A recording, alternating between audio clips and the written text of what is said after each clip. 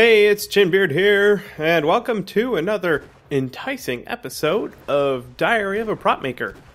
Today, I want to talk about cultivating an online following. Over the last couple of years with my prop making and podcasting type stuff that I do, I've started getting a pretty respectable, I think, amount of people following the stuff that I do. And I've been approached several times by people wanting to know how you done it. How you do that, Bill? How do you get so many people online to follow you? I think the first thing that you need to consider is whether or not it's necessary to have a lot of followers. For example, I have a lot of friends who basically are professional podcasters in some way or another. And they need to have a high number of followers to get ad revenue to make money for their career. That's how they earn their dollars and cents. So for them, it makes a lot of sense to have a whole bunch of Twitter followers or a whole bunch of Facebook likes or whatever it is. If you are looking to, let's say you already have a career, like a day job that you enjoy and that pays the bills, and you want to start a podcast with your buddies.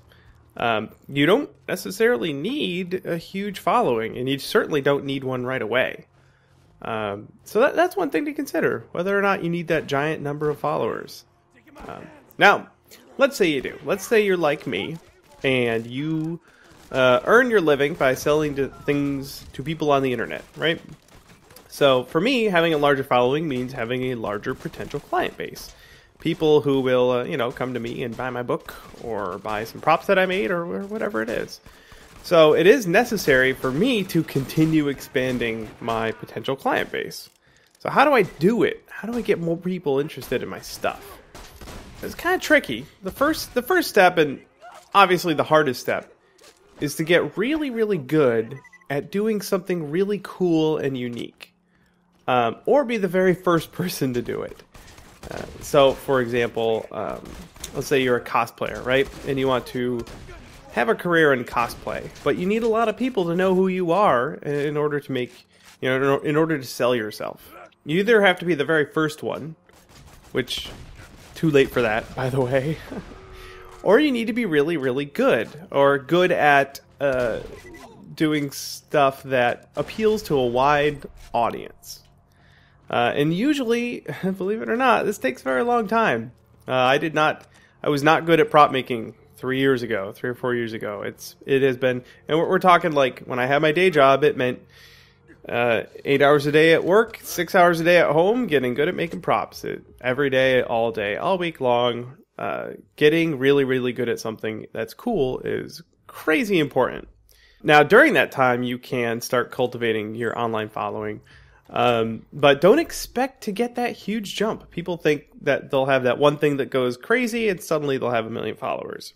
Most of the people who have a career by having an online following, that does not happen to them. It takes a couple of years to get there. And that slow build up, that slow burn is, as far as I could tell, usually more significant than just being a flash in the pan. Getting good at promoting that stuff online is also crazy important. And this is where it's like, you may need some outside help. You may not be good at online promotion. Coming across as a sort of a genuine person who's just trying to get people interested in their stuff and not someone who's trying to foist their wares on someone is kind of a hard thing to pull off. So yeah, get good at promoting your stuff online. And then follow other people who you think might be interested in your stuff, right? So for me, like a good example would be Adam Savage. He's a personal hero of mine, and it would be really cool if he followed me on Twitter, which he does not. But if he did, that would be awesome. But what's more important is I'm probably not going to sell stuff to him. He's not really a potential client of mine unless he really wants something from Mass Effect. What's more important is that I start engaging with people who would be interested in my things, especially people who might buy stuff from me, and start following them. And what that does is it opens a line of communication between us.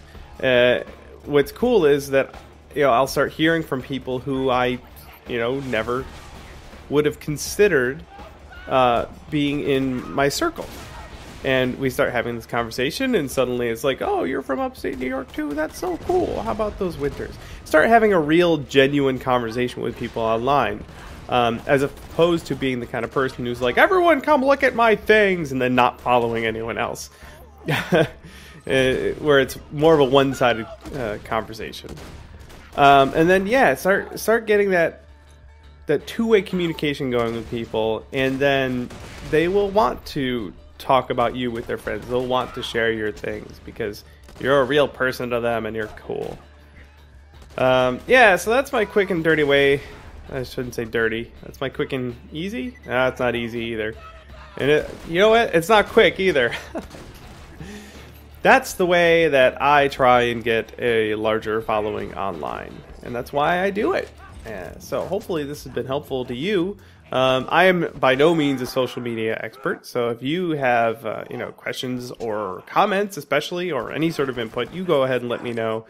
Put a comment in the comment area of this video, or tweet me at Chinbeard, or follow my Facebook page, facebook.com/punishedprops. Thank you guys, and enjoy the nice weather. Yeah.